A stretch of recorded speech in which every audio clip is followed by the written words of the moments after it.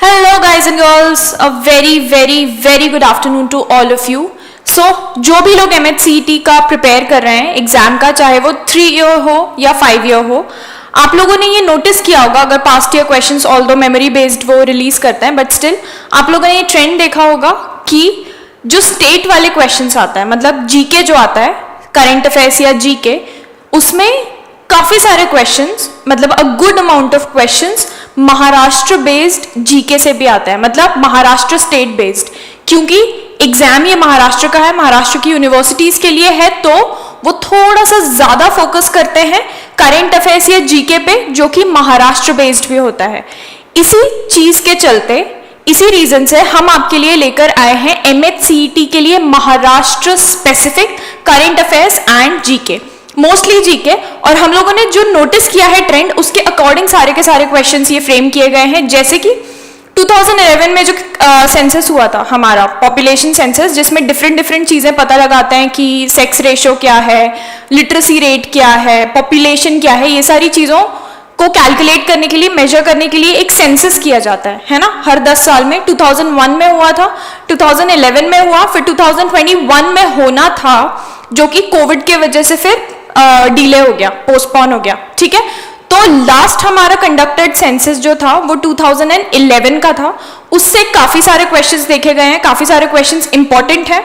दूसरी चीज, जो इस तरीके के क्वेश्चंस होते हैं कि which city is famous for what, या फिर कि सबसे बड़ा डिस्ट्रिक्ट कौन सा है, किसी एक सिटी को कोई पर्टिकुलर निक नेम दिया गया है कि this city is called this, या which city is called as the, जैसे कि for example in case of Nagpur, the orange city बोलते हैं नागपुर को, क्योंकि वहां पे साल में 2 बार और काफी ज्यादा अमाउंट में ऑरेंजेस प्रोड्यूस होते हैं। बचपन से हम सुनते आ रहे हैं ना, वो एड में भी जो रसना वगैरह और ये सब का एड आता है, ऑरेंज फ्लेवर्ड ड्रिंक्स जो भी, उसमें ऐसे बोलते हैं कि made from fresh Nagpur orange, है ना, एड्स में भी। तो मतलब it is a huge thing, Nagpur oranges are specially famous. तो ऑरेंज सिटी नागपुर, इस तरीके के काफी सारे क्वेश्चंस होते हैं, या फिर थोड़े बहुत हिस्टोरिक क्वेश्चंस भी, मतलब हिस्ट्री से रिलेटेड क्वेश्चंस भी। अगेन कुछ क्वेश्चंस पॉलिटिक्स से रिलेटेड, या ऐसे कि महाराष्ट्र स्टेट कितनी कॉन्स्टिट्यूएंसीज हैं महाराष्ट्र स्टेट में, पार्लियामेंट्री कॉन्स्टिट्यूएंसीज, जिसके थ्रू लोकसभा में इलेक्शंस लड़ते हैं। तो पूरा कंट्री हमारा कॉन्स्टिट्यूएंसीज में डिवाइडेड है to make it easy Lok Sabha के इलेक्शंस लड़ने के लिए, ठीक है। तो हमारा जो पूरा कंट्री है वो कुछ 543 कॉन्स्टिट्यूएंसीज में डिवाइडेड है, हर एक कॉन्स्टिट्यूएंसी से एक इलेक्टेड मेंबर आता है, ठीक है। तो ईज के लिए कॉन्स्टिट्यूएंसीज में डिवाइडेड है, उससे रिलेटेड क्वेश्चंस, कुछ भी पॉलिटिक्स से रिलेटेड, हिस्ट्री से रिलेटेड, काफी सारा कुछ महाराष्ट्र में हुआ है जो कि हमारे फ्रीडम स्ट्रगल के टाइम पे काफी रेलेवेंट था, तो वो महाराष्ट्र में जो भी घटित हुआ है वो सारी चीजें। देन आर्किटेक्चर से रिलेटेड कि which all architecture is famous, या यूनेस्को की वर्ल्ड हेरिटेज साइट्स महाराष्ट्र में काफी सारी हैं, वो कौन कौन सी हैं। दीज काइंड ऑफ क्वेश्चंस काफी ज्यादा नोटिस किए गए हैं, तो उनका एक कंपाइलेशन हमने बनाया है, and that is what I have come to you with. This is going to take place in separate, कुछ 7 या 8 सेशंस में ये सारा का सारा MCQs खत्म हो जाएंगे। दीज आर रफली around 400 to 500 MCQs, 450 to 500 MCQs। So कुछ 7 या 8 सेशंस में will be done with them, एक सेशन करके। बहुत ज्यादा बड़ा सेशन नहीं होगा, बहुत ज्यादा इन डेप्थ भी घुसकर पढ़ने की जरूरत नहीं है, बट कुछ मेन इंपॉर्टेंट चीजें हैं जिसकी अवेयरनेस हमको होनी चाहिए, और वो आप इधर उधर से ढूंढ के पढ़ो, उससे बहुत बेटर है कि यहाँ पे सीधा सीधा आपको एकदम होता है ना, च्यू करके रखा गया है, स्पून फीडिंग प्रॉपर वाली ही यहाँ पे होने वाली है। तो सीधा सीधा आप यहाँ से करो, जब आपका एग्जाम का टाइम है just pick up these videos and revise. एक बार अभी ढंग से देख लो, नोट्स बना लो अगर आपको that's what works for you, साथ साथ में नोट्स बना लो पॉज करके एक बार, और फिर कभी चलते फिरते देख लेना, बस वीडियो ऑन छोड़ के, ताकि कई बार कान में आवाज जा रही होती है ना, तो इट हेल्प्स अ लॉट। एक बार अगर हम ध्यान से देख चुके हैं तो फिर एक बार एग्जाम के पहले एज अ रिविजन देख लेना, तो यू विल बी बहुत अच्छे से prepared for the Maharashtra part of GK and current affairs. Okay, let's start. So, the first question is, what percentage of population of Maharashtra is literate as per 2011 का census? So, the answer is 82.34% of the population of Maharashtra, ये India की बात नहीं हो रही, महाराष्ट्र की 82.34% of the population is literate, जिसमें से कि मेल लिटरेसी जो थी दैट वाज 88.3, मतलब ये 82.34% में से 88.38% जो थे दोज वर मेल और 75.73% वर फीमेल। ठीक है, तो फीमेल का लिटरेसी रेट कम था, मेल का ज्यादा था, और overall population 82.34% population according to 2011 का सेंसस। ठीक है, next question is Ratnagiri is famous for the production of what. So Ratnagiri, जैसे हम नागपुर ऑरेंजेस सुनते हैं ना, वैसे भी कोई भी अगर आप महाराष्ट्र से कहीं जा रहे होगे, आप पूछोगे किसी से कि भाई क्या लेकर आए, तो जो मैंगो के शौकीन लोग होते हैं ना, आम के, वो हमेशा बोलते हैं कि भाई रत्नागिरी के आम लेकर आना, पेटी लेकर आना। So Ratnagiri is famous for mangoes. The Ratnagiri district is specially famous for mangoes. More than 65,000 acres, बहुत ही बड़े अमाउंट में, more than 65,000 acres of the land is under mango cultivation. वहां सिर्फ मैंगो कल्टिवेट और प्रोड्यूस किया जाता है। एंड स्पेशली बिगेस्ट जो सबसे ज्यादा फेमस है अल्फोंसो मैंगोज। अल्फोंसो मैंगोज मतलब एकदम उनको बोला जाता है द किंग ऑफ मैंगोज।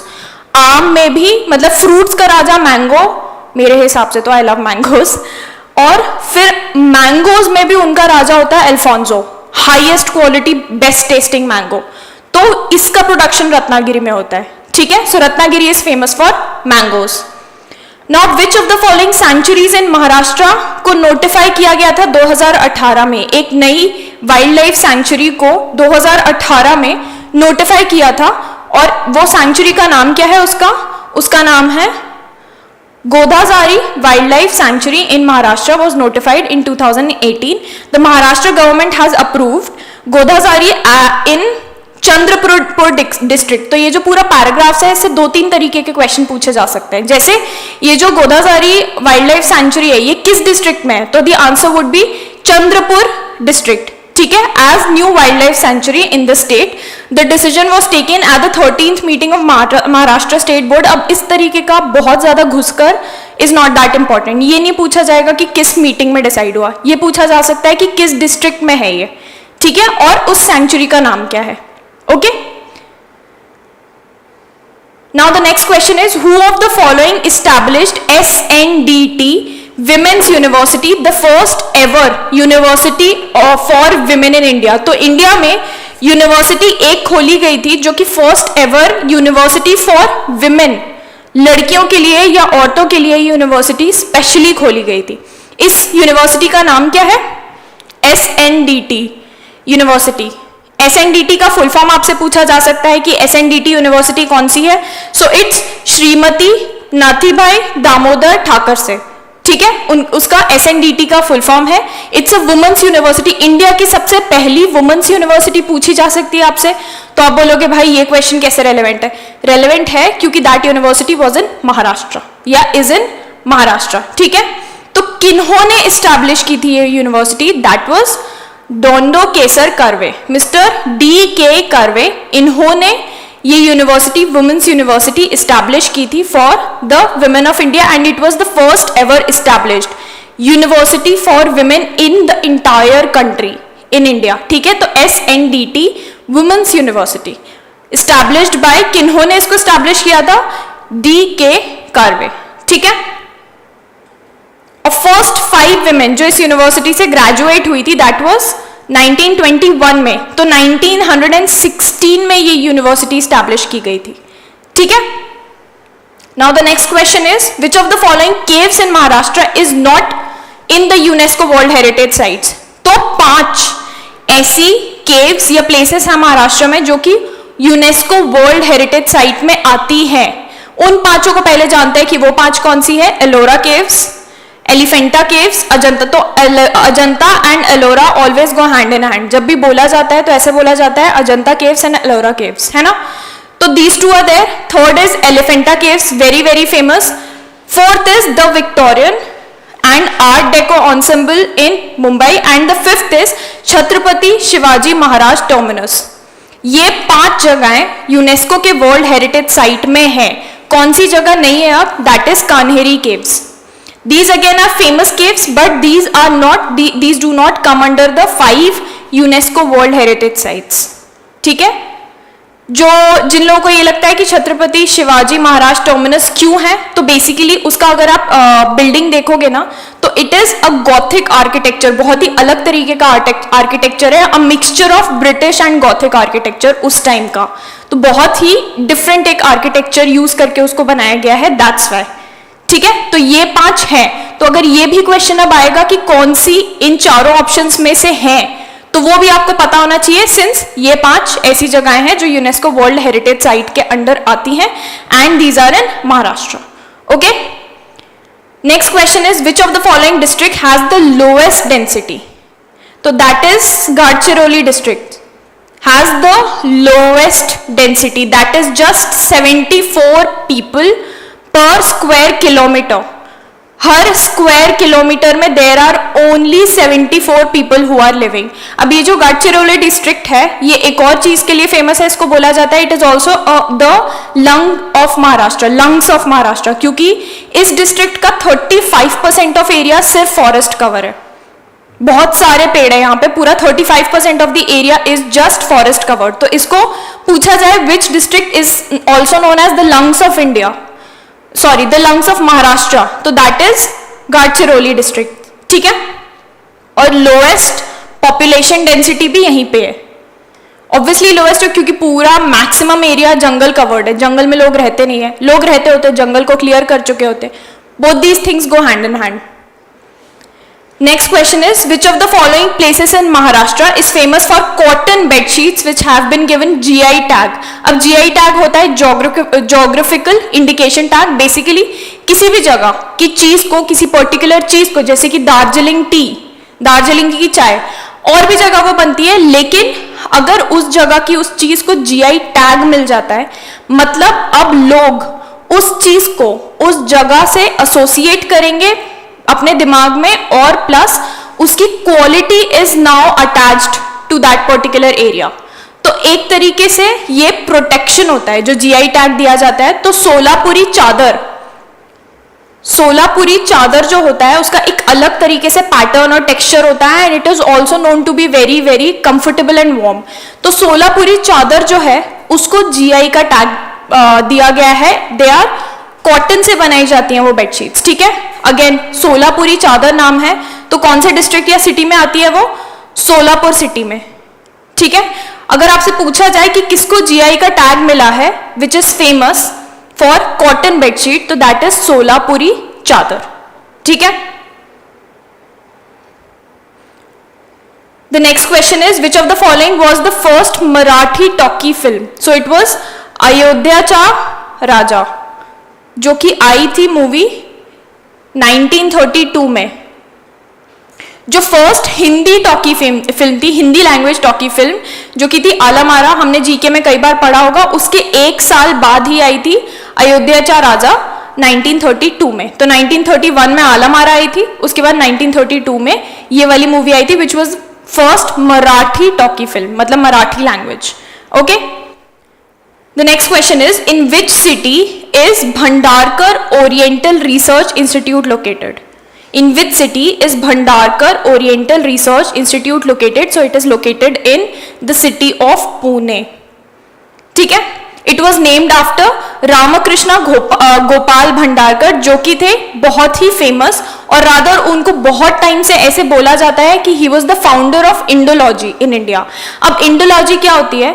जो इंडियन सब कॉन्टिनेंट की जो भी स्टडी होती है, चाहे वहां के हेरिटेज, कल्चर, हिस्ट्री, इन सब की जो स्टडी, जो रिसर्च करते हैं, जो इस पे पढ़ाई करते हैं, उसको एक साथ मिला के बोला जाता है इंडोलॉजी. ठीक है, so this person mister Ramakrishna Gopal Bhandarkar, he was regarded as the founder of Indology in India. इसलिए इनके नाम पर ये इंस्टीट्यूट बनाया गया, जो कि कहां बनाया गया है? पुणे में. ठीक है, next question is in which city of Maharashtra was an Indian institute of management, IIM, business management school होता है, जो कि इस्टेब्लिश्ड इन द ईयर 2015. तो ये नागपुर में इस्टेब्लिश किया गया था. ऐसे सोचो कि ऑरेंजेस होता है, नागपुर हमको पता है, रिलेटेड टू ऑरेंजेस. ऑरेंजेस में विटामिन सी होता है, और विटामिन सी खाने से ना ओवरऑल हेल्थ बहुत अच्छी होती है, अच्छी रहती है। ठीक है, मैं ये याद करने का तरीका बता रही हूँ। विटामिन सी खाओ ना रेगुलरली, डॉक्टर बोलते हैं विटामिन सी रेगुलर खाना चाहिए, क्योंकि निकल जाता है हमारी बॉडी से, वो स्टोर नहीं होता है। तो रेगुलरली खाओ तो हेल्थ वगैरह सब अच्छी रहती है, आंखें सही रहती है, दिमाग सही चलता है। अब IIM में जो पढ़ने जाते हैं, एक तो बहुत ही मुश्किल एग्जाम निकाल के जाते हैं और वहां पे भी पढ़ाई काफी मुश्किल होती है। तो अगर इतनी मुश्किल पढ़ाई करके बहुत अच्छे नंबर से पास होके बहुत अच्छी जॉब चाहिए है तो विटामिन सी जरूरी होता है। विटामिन सी सबसे ज्यादा कहां मिलेगा? ऑरेंजेस में, नागपुर में। ठीक है। At which of the following places in Maharashtra is the Takht Shri Hazur Sahib located? अब जो सिख रिलीजन होता है उसके उस रिलीजन के अंडर मोस्ट इंपॉर्टेंट कुछ गुरुद्वारेज हैं। ठीक है, जैसे हमारे हिंदू रिलीजन में टेम्पल्स होते हैं, कुछ ऐसे ज्योतिर्लिंग होते हैं जहां पे जाते हैं, ऐसे सिख रिलीजन में उनके गुरुद्वारे हैं, जिनमें से 4 को ऐसे बोला जाता है कि they are the highest seats. ठीक है, उनमें से एक one of them is this gurdwara, जो कि कहां पे है? In Maharashtra, the Takht Shri Hazur Sahib located in Nanded. ठीक है, नांदेड़ में है ये। It is the most important Gurudwara situated in Nanded, Maharashtra. It is one of the 4 high seats of authority of the Sikhs. जो उनके गुरु थे, Guru Gobind Singh, who was the 10th Sikh Guru, he died in Nanded, और उनके ashes को वहीं पे बरी किया गया था, उसी गुरुद्वारे के पास में गोदावरी नदी है, वहां पर ही, उसके पास में ही उनके एशेस को बरी किया गया था। ठीक है, so it is located in Nanded. Now the next question is, which of the following is the author of the book History of Dharma Shastra? History of Dharma Shastra के ऑथर कौन है? It is a very well known book, बहुत famous book है ये। तो उसके author हैं Pandurang Vaman Kane. He is the author of history of धर्मशास्त्र। Okay, the history of Dharmashastra with subtitle Ancient and Medieval Religious and Civil Law in India is a monumental, 5 volume में ये book है, पूरी की पूरी, पूरा जो वर्क है 5 वॉल्यूम में डिवाइडेड है, कंसिस्टिंग ऑफ 6500 पेजेस। बहुत ही कॉम्प्रिहेंसिव बुक है, एकदम इन डेप्थ नॉलेज है उसमें। It was written by Bharat Ratna Pandurang Vaman Kane. Bharat Ratna क्यों बोलता है? He was a Bharat Ratna awardee, उनको मिला था भारत रत्न। ठीक है, हाईएस्ट सिविलियन अवार्ड होता है जो कि। तो mister Pandurang Vaman Kane, and again he was also Indologist. ठीक है, उन्होंने इंडियन सबकॉन्टिनेंट की हिस्ट्री, कल्चर, हेरिटेज, इन सबको स्टडी किया था। The first volume was published in 1930 and the last volume 1962 में। 32 साल तक इन 5 वॉल्यूम्स पे उनने इतना ज्यादा सोचो काम किया होगा कि 32 साल में 5 वॉल्यूम्स निकाली हैं। ठीक है, so his name was Pandurang Vaman Kane. The next question is, who of the following was the first person from Maharashtra to become a grand master in chess? So it was mister Pravin Thipse. He was the first person from Maharashtra जिनको grand master in chess का मिला था, और उसके साथ साथ ही he was also the first Indian जिनको ग्रैंड मास्टर का नॉर्म मिला था, and first Indian to win Commonwealth में चेस चैंपियनशिप। कॉमनवेल्थ गेम्स जो होते हैं उसमें चेस का जो चैंपियनशिप होता है उसमें he was the first person in India to win that championship. His name is Mr. Praveen Thipse. ठीक है, and he is from Maharashtra. Now the next question is, at which of the following places is a branch of Mumbai High Court not located? तो Mumbai high court की branch कहां पर नहीं है? तो पहले हम देखते हैं ब्रांचेस कहां कहां है। उनकी सबसे पहले मुंबई हाई कोर्ट की बेंचेस कहां कहां है? It has benches in Aurangabad, Nagpur and Panaji. ठीक है, पाणाजी जो गोवा का कैपिटल है, वहां पर बेंचेस हैं। Now it is not located in Pune. सबको पुणे सिटी देख के ऐसा लगता होगा कि ओ भाई इतनी बड़ी सिटी है, यहाँ तो ऑब्वियसली एक ब्रांच या बेंच होगी, बट नहीं है। ठीक है, ब्रांच नहीं है पुणे में महाराष्ट्र हाईकोर्ट की। इट्स ज्यूरिसडिक्शन, महाराष्ट्र हाईकोर्ट का ज्यूरिसडिक्शन भी आपको पूछा जा सकता है। ऐसे जरूरी नहीं है कि हर स्टेट या हर यूनियन टेरिटरी का अपना अपना हाईकोर्ट हो। काफी बार ऐसे होता है कि 2 स्टेट्स का एक ही हाईकोर्ट होता है, या फिर एक ही स्टेट और दूसरी यूनियन टेरिटरीज भी उस स्टेट के हाईकोर्ट के अंडर फॉल करती है। ठीक है, तो ऐसा ही केस है स्टेट ऑफ महाराष्ट्र के हाईकोर्ट के साथ भी। तो it's jurisdiction covers state of Maharashtra obviously and Goa. तो एक तो ज्यूरिसडिक्शन के अंदर दो स्टेट्स आते हैं, state of Maharashtra and Goa, and union territories कौन कौन सी आती हैं, दमन and Diu and Dadra and Nagar Haveli. ये दो यूनियन टेरिटरीज भी स्टेट ऑफ महाराष्ट्र के ही हाई कोर्ट के ज्यूरिसडिक्शन के अंडर फॉल करती है। प्रिंसिपल सीट हमको पता ही है बॉम्बे हाई कोर्ट, तो मेन सीट प्रिंसिपल सीट उसकी कहां पे है, बॉम्बे हाई कोर्ट। और बेंचेस कहां कहां है, Aurangabad, Nagpur and Panaji which is in Goa. ठीक है, ये तीन जगहों पे बेंचेस हैं। Now the next question is, who of the following was the first recipient of Maharashtra Bhushan award? Maharashtra Bhushan award, अब जैसे इंडिया का हमने बोला Bharat Ratna highest civilian award होता है पूरे इंडिया का, ठीक है, किसी भी सिविलियन को, नॉर्मल इंसान को, हम और आप सिविलियंस ही हैं, हमको जो हाईएस्ट, कुछ बहुत ही आउटस्टैंडिंग करने के लिए जो अवार्ड देंगे उसको भारत रत्न कहेंगे, हाईएस्ट सिविलियन अवार्ड। ऐसे ही पर्टिकुलर स्टेट्स का भी अपना अपना अवार्ड होता है रिवॉर्ड करने के लिए, अप्रिशिएट करने के लिए किसी के कंट्रीब्यूशन को। तो महाराष्ट्र स्टेट का अपना खुद का जो अवार्ड है उसका नाम है महाराष्ट्र भूषण अवार्ड। ठीक है, सो उसके फर्स्ट रिसिपिएंट कौन थे, द फर्स्ट पर्सन जिनको ये अवार्ड मिला था, it was Mr. Purushottam Lakshman Deshpande. He was the first recipient of the Maharashtra Bhushan Award. The Maharashtra Bhushan is the highest and prestigious award presented annually. हर साल दिया जाता है by the government of Maharashtra. Maharashtra Bhushan Award was stated in 1996 में इसको first time establish करके start किया गया था। ठीक है, he was the first recipient. He was a writer. और सबसे पहली बार किसको अवार्ड मिला था, mister Purushottam Laxman Deshpande. Okay, now the next question is, which is the largest district of Maharashtra in terms of area? ये इंपॉर्टेंट होता है जानना और पढ़ना ध्यान से, क्वेश्चन जब भी इस तरीके का है, लार्जेस्ट डिस्ट्रिक्ट महाराष्ट्र में पूछा जा रहा है but in terms of area, area wise not population wise. तो एरिया वाइज कौन सा है, Ahmednagar.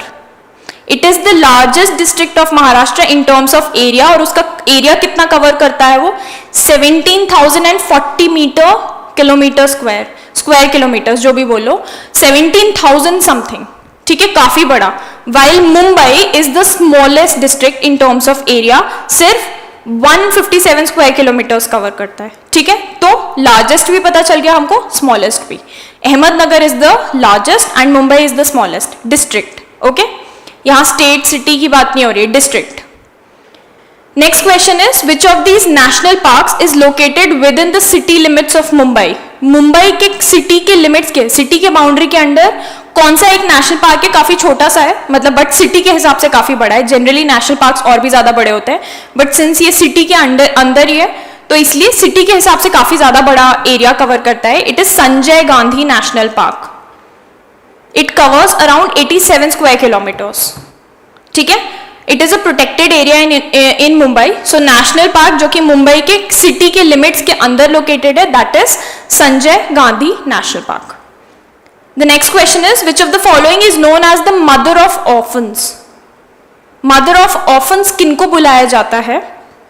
Because of her work in looking after, जिन बच्चों को छोड़ दिया जाता है, अबैंडन्ड चिल्ड्रन इन महाराष्ट्र, उनका ये ध्यान रखती थी। She was a very very famous social worker and in fact she has passed away very recently, just 1 year back in sometime in January 2022 she recently passed away. She was an amazing worker. Her name was Sindhutai Sapkal.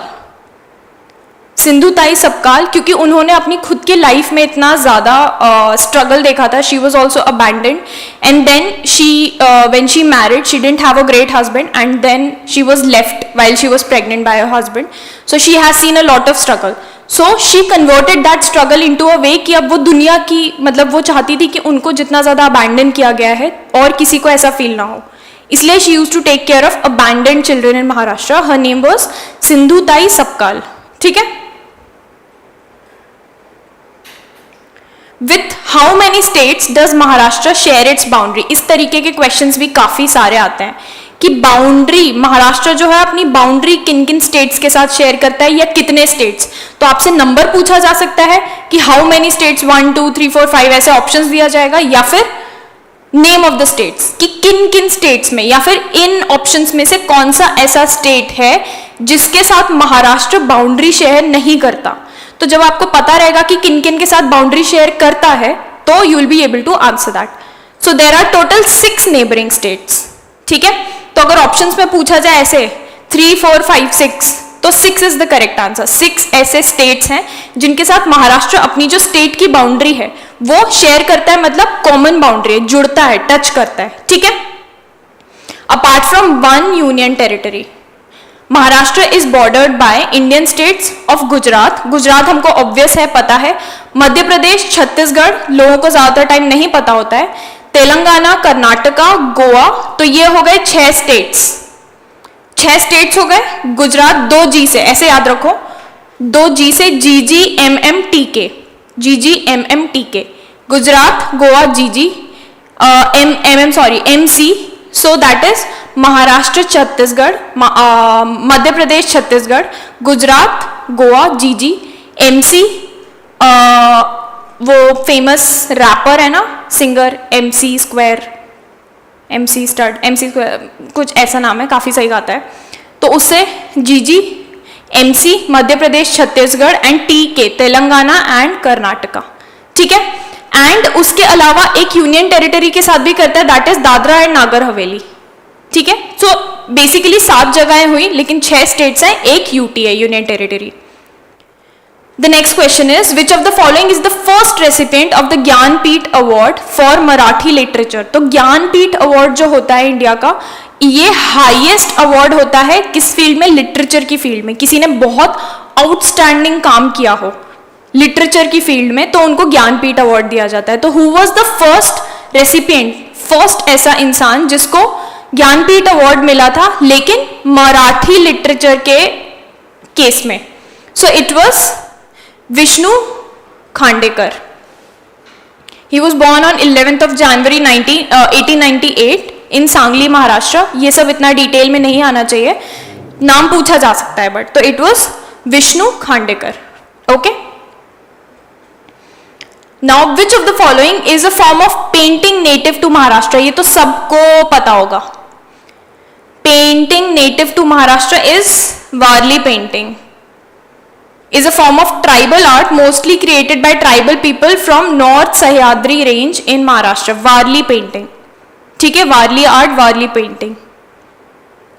Next, KD Jadhav from Maharashtra who won the first individual medal for India in the Olympics was associated with.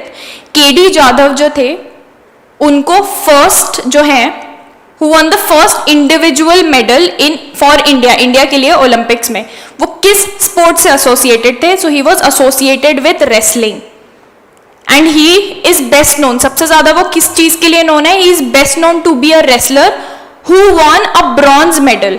Bronze medal मिला था उनको 1952 के summer Olympics में, जो कि Helsinki में हुआ था. ठीक है, he was the first athlete from independent India. 1952 में हुआ है, तो काफी रिसेंटली इंडिया को इंडिपेंडेंस मिला था 1947 में. तो 52 इज काफी recent from the perspective of a country. तो he was the first athlete जो इंडिपेंडेंट इंडिया से थे who won an individual medal in Olympics. ठीक है, Now what is the literacy rate of Maharashtra? ये हम पढ़ चुके हैं. 82.34%.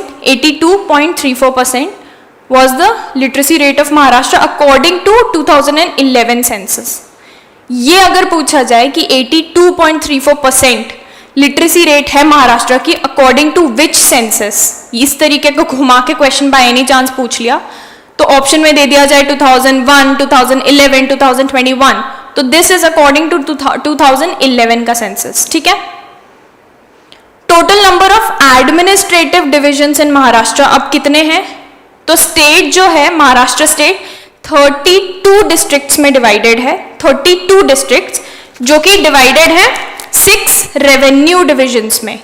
35 डिस्ट्रिक्ट्स में डिवाइडेड है जो कि डिवाइडेड है 6 रेवेन्यू डिविजन्स में, which are Konkan, Pune, Nashik, Aurangabad, Amravati and Nagpur. ये 6 रेवेन्यू डिविजन्स हैं. ठीक है, और 35 डिस्ट्रिक्ट्स हैं. फॉर रेवेन्यू डिविजन्स क्यों डिवाइड किया जाता है? रेवेन्यू डिविजन्स क्यों?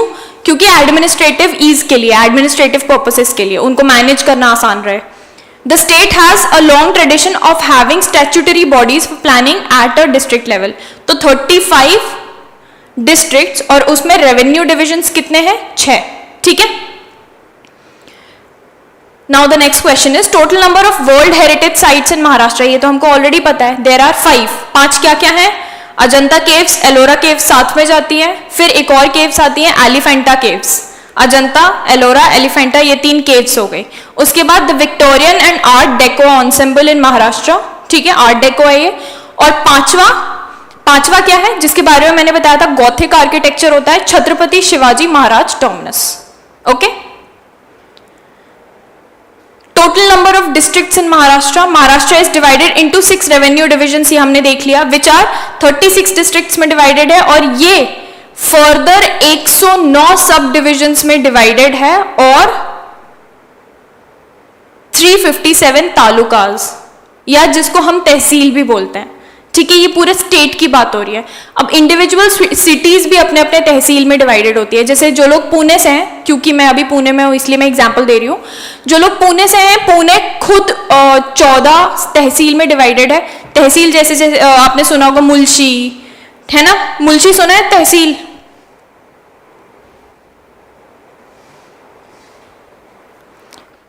मुल्शी. एक और तहसील हो गया शिरूर.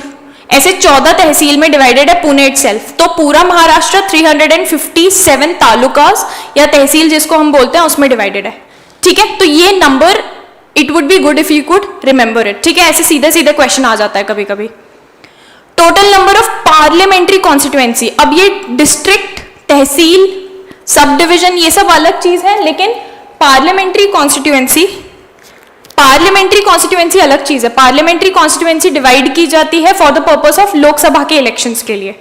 ठीक है, कॉन्स्टिट्यूएंसी डिवाइड करते हैं. ऐसे इलेक्शंस के टाइम सुना होगा ना कि ये इस कॉन्स्टिट्यूएंसी से लड़ रहे हैं या इस कॉन्स्टिट्यूएंसी से खड़े हुए हैं, है ना? तो वही पार्लियामेंट्री कॉन्स्टिट्यूएंसीज होती है. तो महाराष्ट्र की, पूरा महाराष्ट्र कितने पार्लियामेंट्री कॉन्स्टिट्यूएंसीज में डिवाइडेड है? 48. ठीक है, पूरा इंडिया 543 में डिवाइडेड है. 543 कॉन्स्टिट्यूएंसीज हैं और महाराष्ट्र 48 में डिवाइडेड है. ठीक है. 288 members of the legislative assembly are directly elected from the single seat constituencies. Total number of लोक सभा constituencies कितनी है महाराष्ट्र में? अगेन लोकसभा के ही इलेक्शंस के लिए कॉन्स्टिट्यूएंसी डिवाइड की जाती है, तो 48.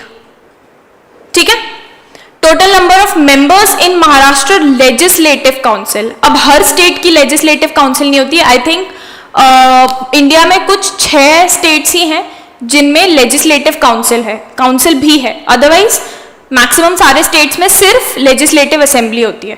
तो महाराष्ट्र ऐसा एक स्टेट है जिसकी लेजिस्लेटिव काउंसिल भी है. तो उसके मेंबर्स कितने होते हैं? Total number of there are 78.